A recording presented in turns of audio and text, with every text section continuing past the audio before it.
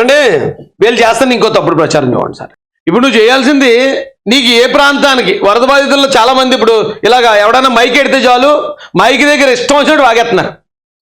మీరు నిజంగా చెప్పాల్సింది ఏంటంటే మాది చంద్రబాబు నాయుడు గారి వల్ల వచ్చిన వరద కాదు, మన కర్మ బాగోకు వచ్చిన వరద. చంద్రబాబు నాయుడు గారు మనకు సహాయ సహకారాలు అందిస్తున్నారు. ఒకవేళ మీకు ఏదైనా అందలేదు అనుకో, పాల ప్యాకెట్ అందలేదు, ఏమంటే పలానా చోట పాల ప్యాకెట్లు అందట్లేదు, దయచేసి ప్రభుత్వం దృష్టికి తీసుకెళ్ళండి. ఎవరైనా మైకి పెట్టిన గూట్లెగళ్ళు ఉన్నారు కదా కొంతమంది విమర్శించడానికి మాత్రమే, ఎవరైతే విమర్శించారో వాళ్ళ నోట్లో మైకి పెట్టేవాళ్ళు ఉన్నారు కదా, వాళ్ళతో చెప్పండి ఆ ఎదవలతోటి, ఒరే బాబు నువ్వు పెట్టాల్సిన మైక్ ఇక్కడ కాదు, ఇక్కడికి పాల ప్యాకెట్లు రాలేదు, లేకపోతే ఇక్కడికి వాటర్ రావట్లేదు, నువ్వు ఎలాగా ఛానల్లో ఉన్నావు కదా ఇలాగా అక్కడ ఆ గవర్నమెంట్కి చెప్పు, లేదా అక్కడ ఉన్న అధికారులకు చెప్పు, పరా ఎదవ అని చెప్పి తరమండి అలాంటి ఎదవల్ని. ఎందుకంటే ఇప్పుడు మనం మైకుల్లో చెప్పేయటం వల్ల, మీడియాలో మాట్లాడేయడం వల్ల గవర్నమెంట్ అధికారులు ఎవరో టీవీల ముందు కూర్చోట్లేదమ్మా, టీవీల ముందు లేకపోతే సెల్ ఫోన్లు చూడట్లేదు. ఇప్పుడు అరే ఇక్కడ ఈవిడ ఇలాగన్నది తక్షణం మనం వెళ్ళి చర్యలు తీసుకోవడానికి లేదు. వాళ్ళందరూ సహాయ చర్యల్లో ఉన్నారు. ఎక్కడ ప్రభుత్వ అధికారులు ఉన్నారు, ఎక్కడ చంద్రబాబు నాయుడు గారు ఉన్నారు, ఎక్కడ ఎమ్మెల్యేలు ఉన్నారు చూసుకుని మీకు ఏమందలేదో అడిగి వెళ్ళి చెప్పండి తల్లి. అది వదిలేసి ఎవడో ఏదో బుద్ధి లేని ఏదో గడ్డి తిని ఏదో మైక్ ఎట్టినంత మాత్రాన అయ్యో మాకు అదిరా కరెంట్ రాలేదని అడుగుతుంది అక్క.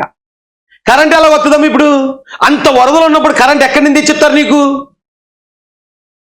ఆశకు అద్దు ఉండాలి, డాషకు సిగ్గు ఉండాలి. ఓ మాట మాట్లాడేటప్పుడు మనం ఇలా చాలా మంది ఉన్నారు, మైక్ పెట్టారంటే చాలు. ఒకవేళ మరి వైసీపీ పెయిడ్ ఆర్టిస్టులు ఎక్కడికక్కడే పెడుతుంది. ఆ ఎక్కడికక్కడే పెట్టిన పెయిడ్ ఆర్టిస్టుల్లో మరి కొంతమంది పెయిడ్ ఆర్టిస్టులతో మాట్లాడుతున్నారేమో నాకైతే తెలియదు. ఎవరికైనా నిజంగా ఇప్పుడు మనమే ఊహించుకోండి, మనమే వరదలు చిక్కున్నాం, మన ఇంట్లో బాధ ఉంది, మన ఇంట్లో ఆకలి ఉంది, పిల్లలు పాలు లేక ఎడుతున్నారు, ఏం చేస్తాం మనం? పాలు ఎక్కడ దొరుకుతాయి, లేకపోతే ఎక్కడ ఆహారం ఇస్తున్నారు, లేకపోతే ఎక్కడ మందులు ఇస్తున్నారు, మనం చూసుకుంటూ పోతాం. పడవ మా ఇంటికి వస్తే నేను వెళ్తాను అని కూర్చోండి. ఒకవేళ పడవలు వస్తే వస్తాయి. ఇప్పుడు ఎన్ని పడవలు అని తెస్తారు? 3 లక్షల మంది ఉన్నారు జనం అక్కడ ఇరుక్కుని. 3 లక్షల మంది సరిపడగా ఎన్ని వేల పడవలు తేవాలి అక్కడికి? పడవలు తేటానికి అవకాశం ఉందా? ఒకవేళ వస్తే పడవ వస్తుంది, లేదా మన భారంలో కాళ్ళు చేతులు బాగున్నాయి అనుకోండి, ముసలోళ్ళం కాదనుకోండి, నడుచుకుంటూ వెళ్ళిపోయి తెచ్చుకోవాలా, కష్టం మందే. అంతే తప్ప ఇప్పుడు చెరువు మీద కోపగించకూడదమ్మా. అబ్బే చెరువు మీద కోపగించకూడదు అసలు.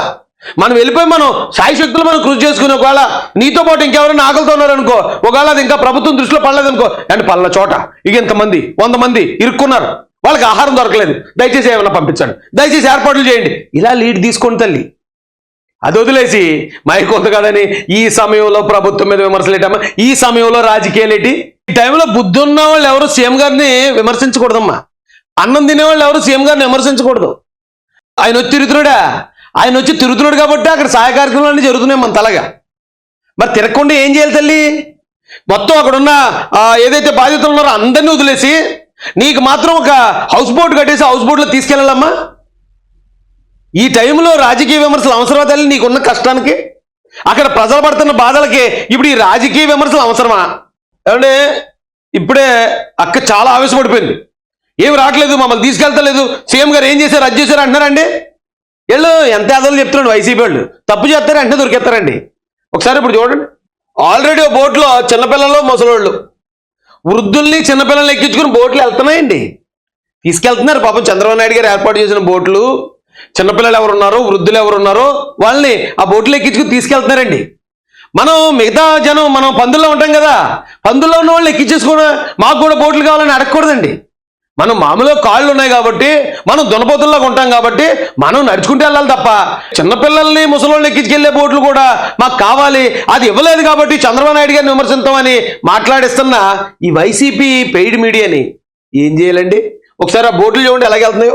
ఈ పక్కనెళ్ళు ఏమీ రావట్లేదని విమర్శిస్తుండగానే, వైసీపీ మీడియా చెప్పినట్టు పెయిడ్ ఆర్టిస్టులు మాట్లాడుతుండగానే ఆ పక్క నుంచి బోట్లు వెళ్ళిపోతున్నాయి.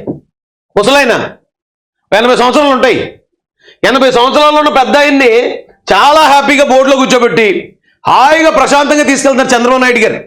ఆయన ఇలా టాటా చెప్తున్నాడు, ఇగో మేము ప్రశాంతంగా ఉన్నాం, ప్రశాంతంగా వెళ్తున్నాం, ఇగో టాటా చెప్తున్నాడు చూడండి. సాయం అవసరమైన వాళ్ళకి చేయాలమ్మా, అడ్డంగా పలిచిన వాళ్ళకి అడ్డగాడిదలకి మామూలుగానే మనం నడిచి వెళ్ళిపోగలుగుతాం మనం. కానీ మనకు కూడా కావాలి, మా ఇంటికి కూడా బోటు రావాలి అని కొంతమంది ఎదవలు మాట్లాడుతున్నారు. నేను ఎక్కనంటలేదు, కొంతమంది ఎదవలు అలా మాట్లాడుతున్నారు.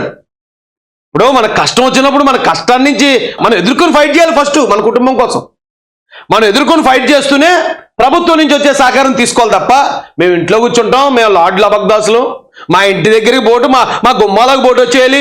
లేకపోతే మాకు కరెంట్ కావాలి ఇప్పుడు అర్జెంటుగా, సెల్ ఫోన్లో ఛార్జింగ్ లేదు, మేము పబ్జీలు ఆడుకోవడానికి లేకపోతే యూట్యూబ్లో చూసుకోవడానికి మాకు సెల్ ఫోన్లు లేవు, అర్జెంట్ కరెంట్ రావాలి.